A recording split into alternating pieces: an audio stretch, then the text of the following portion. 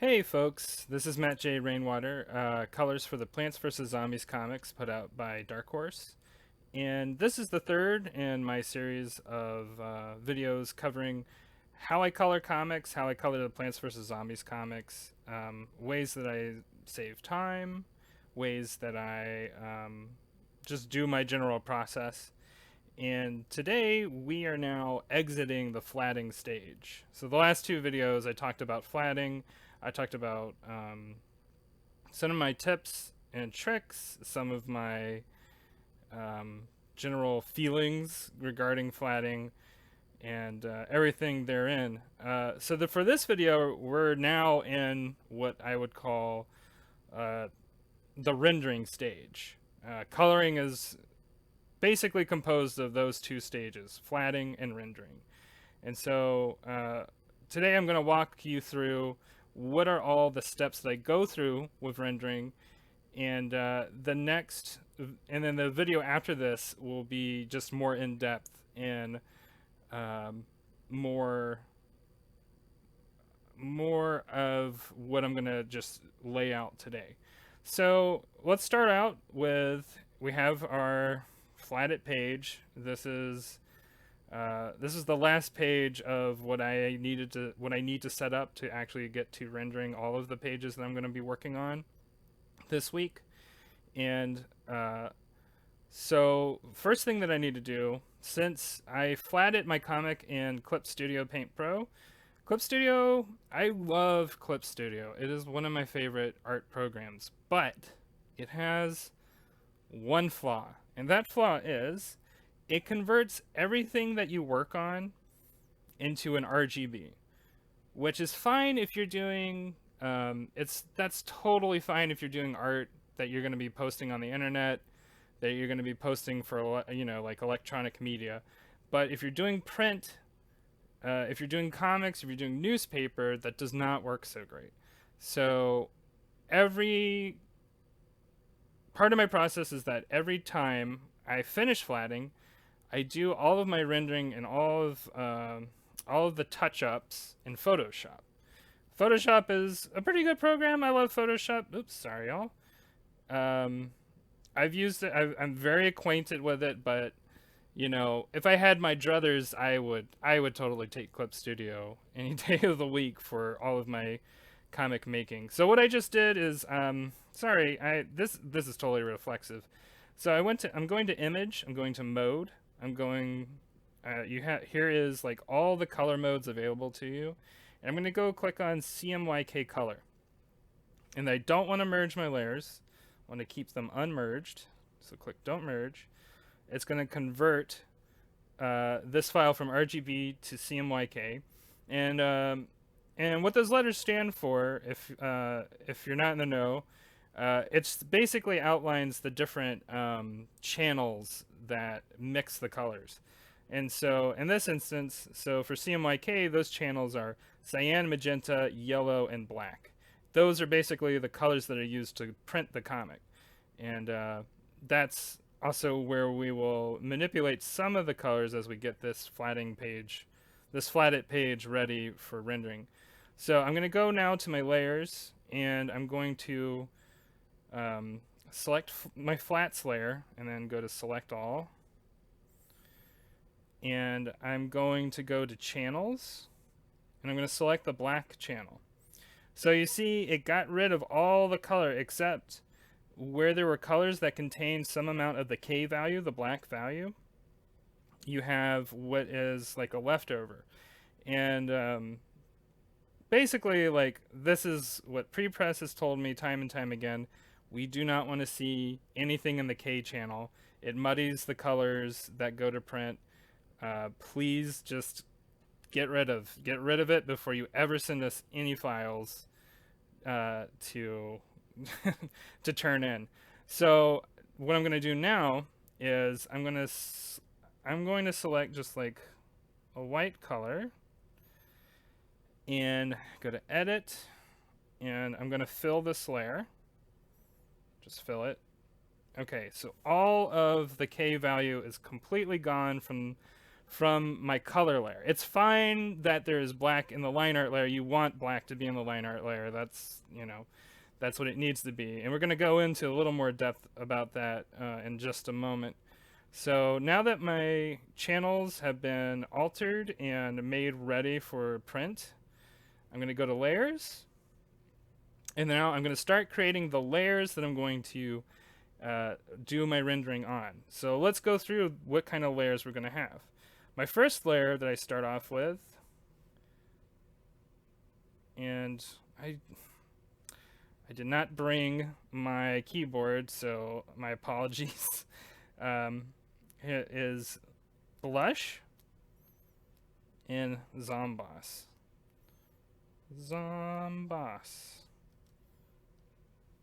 This is the layer that I use to do colors for like gradient colors to suggest like blush on skin or Zomboss's unusual coloration thing on his veiny cranium. Next is atmosphere. I'm gonna explain what the atmosphere layer is about in just a moment. Next, I have 2 layers. These are my 2 layers for shading. They are multiply 25% and then multiply 50%. And I'm going to set those values on the property bar. So I set this layer to multiply. I'm setting this layer to 50% on opacity. And on this layer, one moment, just gotta get myself comfortable here. Set this layer to multiply as well. And set it to 25%. Okay, I'm gonna create another new layer. This is going to be titled my reflections layer. This is for light reflections on skin, on metal, all that kind of good stuff. Next is my backup layer. I'm going to explain to you what the backup is. And then we're going to go above the line art layer and we're going to create another new layer, and this layer is going to be called color holds. Okay. So all these layers are basically my breakdown of all the main elements of what I will need to have separated when I'm rendering a comic, in case I need to edit certain things, in case something needs to be erased. This basically is what helps me manage all the chaos of rendering and coloring a page and being able to work through it and not, you know, make a mistake where I have to go all the way back and start over again. So before I do anything else, I'm gonna select. Okay, I already have my line art layer selected, and let's see, deselect. And I'm gonna pick my magic wand tool. I'm going to, as always, make sure anti-alias is clicked off, and I'm gonna make sure that contiguous is clicked off, and then I'm gonna select some line art. So the line art is selected, and then I'm gonna go to my K value. I'm gonna put all the way out at 100, and I'm gonna go to edit. I'm gonna go to fill. And go okay. So now all of this line art has been filled with just 100% K. That's what you want for the. That's what where you want your line art to be at. No other values, just 100% K. Next, I'm gonna go to my backup layer, and I'm gonna go to select. I'm gonna go to modify. I'm gonna go to contract, and I want to make sure that it's the pixels are contracted by 2. Click OK. That's gonna contract this whole selection, and then I'm gonna go over to my slider, and I want my values to be 60C, 40M, I know that there's an easier way to do it, but I'm going to do it like this anyway. 40y. 41. 40. All right. Make sure k is all the way to 0. Ah. Oh no. What have I done? It happens sometimes. We'll do that one more time. 60c. 40m. 40y. Cool. Now I'm going to fill in this backup layer with this color.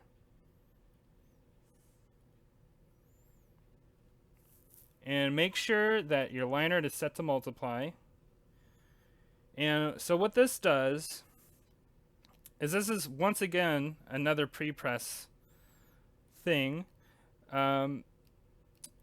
Setting up this backup layer of this value, this 60, 40, 40 value, what it does is it boosts the color of your liner so that you have a nice, deep, dark, rich black value. So when you go to print, it comes out in this value that just looks really good. So now we have all of this done. We're ready to do some rendering. So I'm gonna concentrate on this panel right here. Whoops, this magnifying tool is kind of. I think I'm so heavy-handed that I think the way that I click down on my stylus sometimes it's like you want it all the way to the max, right? And I'm like, no, not really. All right. And so my main tools when I'm rendering that I use are my magic wand tool, usually set to the second 2 square thing. That means that you can add selections as you select around. So it'll add to the selections that you already have, and it won't delete selections. And I'm gonna just select all of the skin for this character. Let me go back.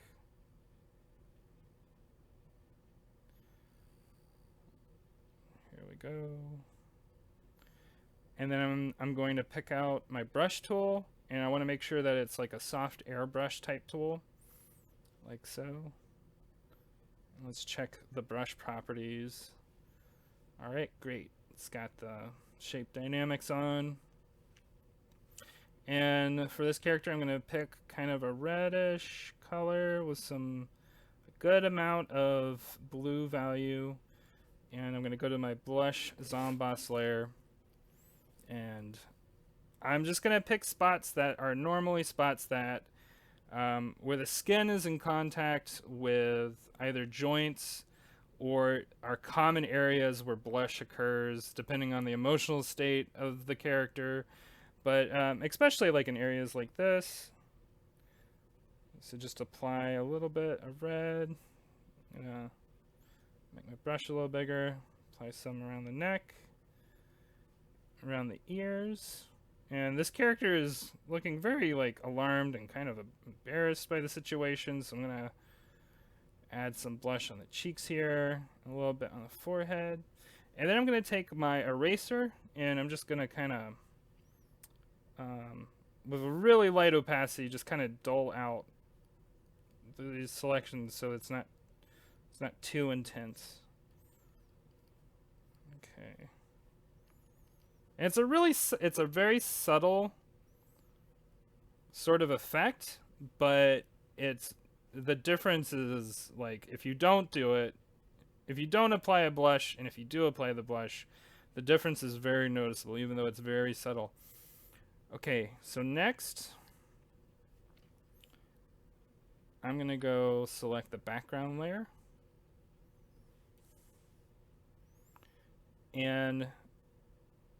Or the background area, I should say.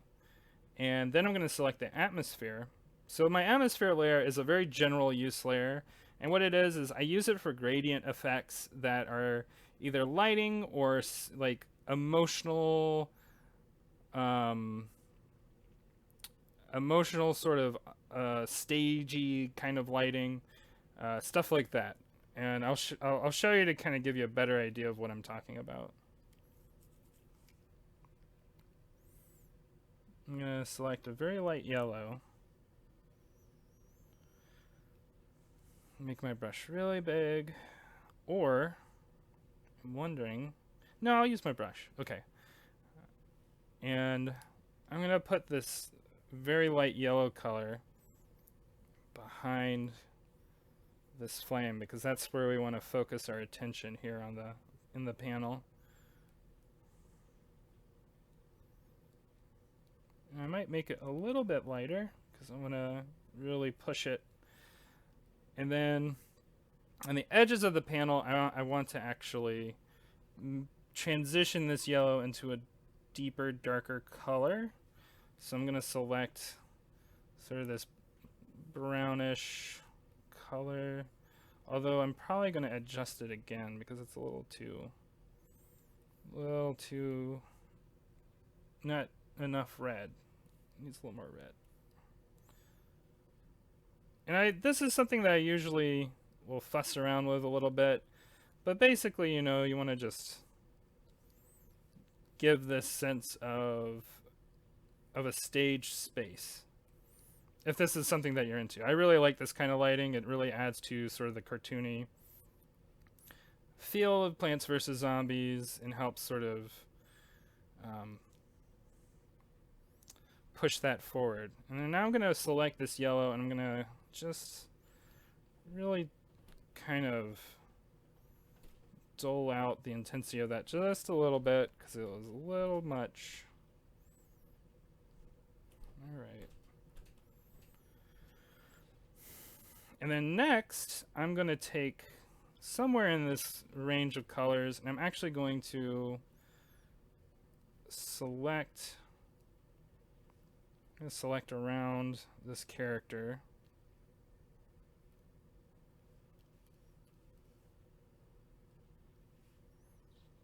And then get my magic wand tool and set it to the subtraction setting. I do this is to make the selection process a little bit quicker. And get my brush again, select my atmosphere layer, and I'm going to take that color, I'm just going to very generally kind of apply it around this character to give them some grounding within that lighted space. Okay. Now we can do some shading. I'm going to actually do just multiply 50. So I have these two layers for a very special reason. The multiply 50% layer is for objects that are in the foreground or for situations that involve like nighttime or other sort of intense or not nighttime, but intense contrasting values like very direct light, things like that. And then the multiply 25% layer is for objects that are in the distance, where the contrast in your shading would be not as intense, like nighttime scenes, etc. But I'm going to apply my multiply 50% layer. I'm going to pick a color that's a darker color and is kind of matching the yellow orangish color scheme. And I'm going to get my pencil tool and I'm going to make sure that it is that you want to, for shading you want to use or I would suggest using a tool like pencil that is that's not anti-alias, so it doesn't pixelate. So it's easy to like reselect those shading objects and edit them and modify them as you need. Sorry about that. And then so that way you don't get caught up in a situation where it's really hard to edit, or you end up wasting time trying to edit something because you need to go fix a shadow because the lighting doesn't work quite well or whatever. And I'm going to go to the window and select brushes. I want to make sure the shape dynamics are on for my needs. And then I'm just going to start making some shadows. And I'm basing my light source on the flame right here on this on this ice cream cone made out of some hairballs. And I'm just going to go to work at this. and just start generally applying some shadows to this character. This can be a very fun meditative phase. It can also be very, like, doing shadows, but it can also be a little bit, sometimes a little bit tedious, depending on how intricate your situation is. It's a little bit of both. I'm actually going to go to my flats, and I want to color in that earring because I missed that earring while I was flatting. Yeah, just like that. Okay, back to shading, and I want to make my brush a little bigger. Now, there are a lot of hotkeys that you could be using for this process that I'm not using today, but they do exist, and I recommend them as part of speeding up your process if you're coloring or just, general digital art making. There are hotkeys for adjusting the radius size of your brush. There are hotkeys for just about everything that you can do in Photoshop, and some of them that you can make through the actions, and then there's some that that are already pre-programmed, or you can adjust accordingly. So I'm just kind of going about with this hair. You really you want to kind of do what you can to make sure that the shadows are representative of the forms that are casting them. Here we go.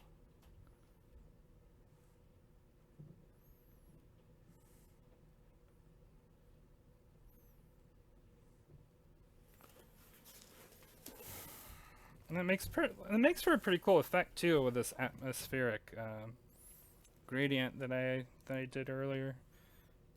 I don't often do that, but I should do that a little bit more because I like that effect. Let's see.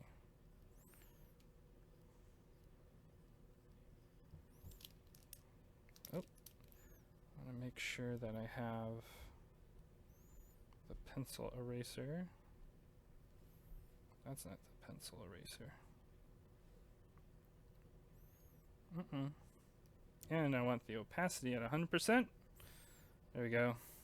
That's what I was looking for. Great.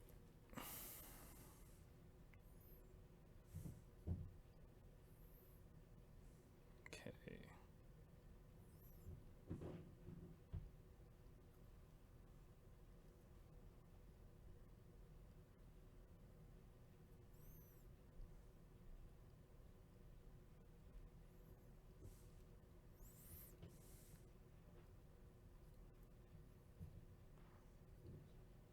I think I'm just gonna leave it at that, and then very lightly shade this ball of detritus. Oh, make sure that the shadow is not in the flame.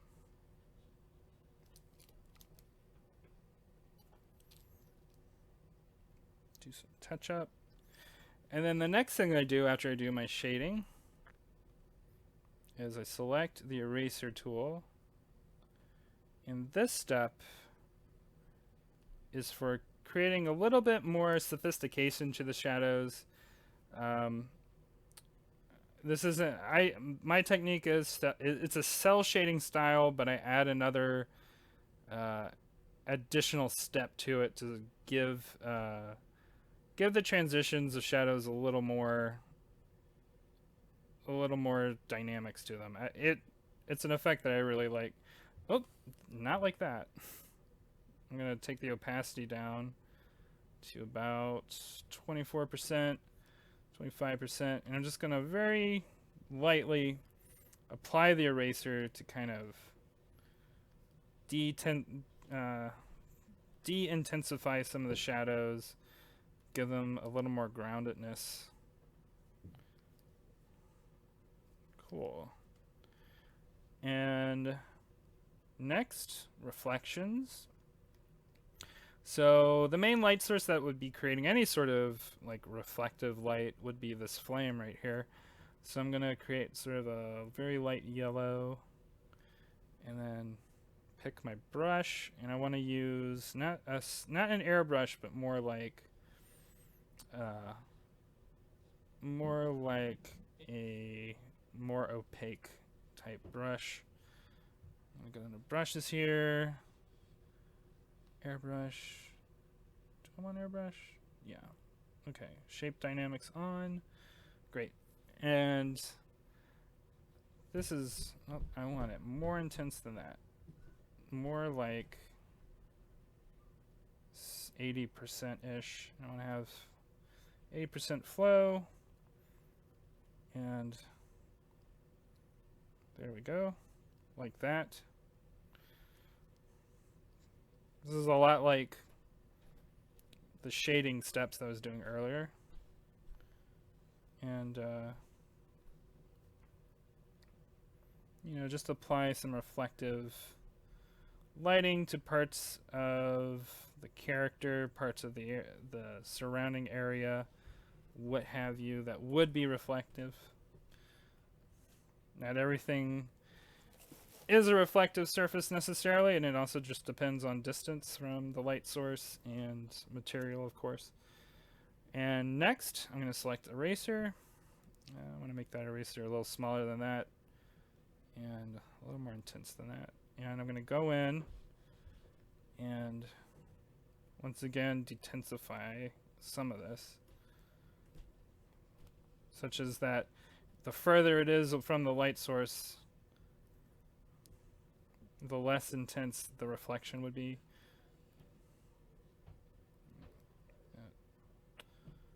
Okay.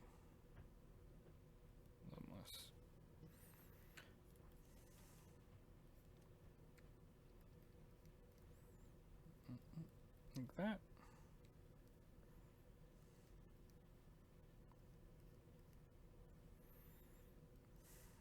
Fine reflection's often very fun to do because it's kind of quick and easy. And then I'm going to go in and I'm going to select this ball of detritus. And I'm going to do some very specific... This is not reflection, this is just like kind of... In fact, what I'm going to do too is I'm going to go back to the atmospheric layer and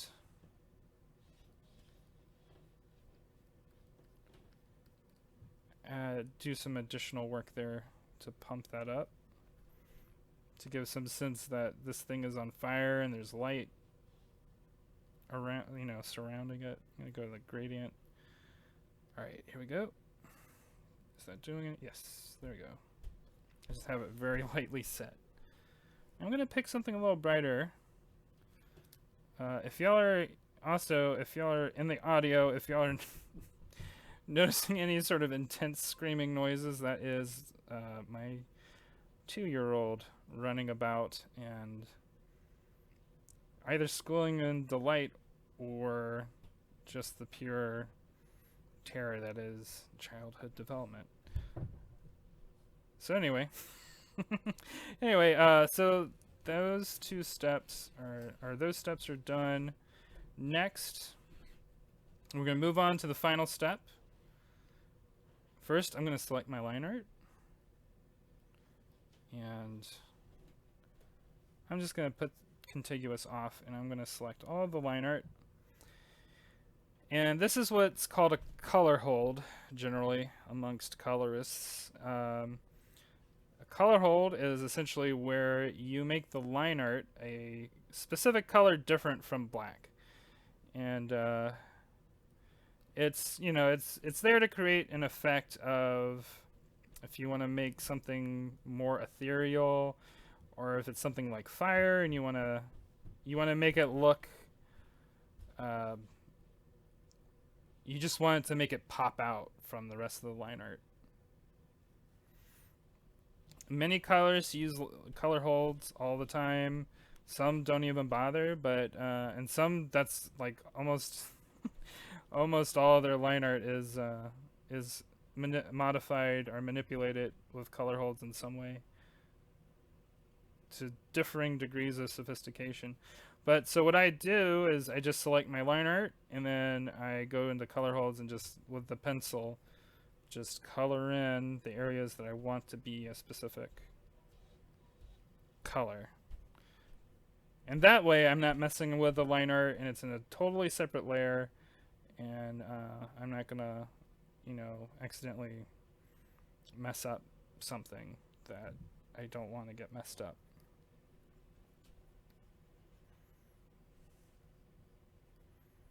So here we go.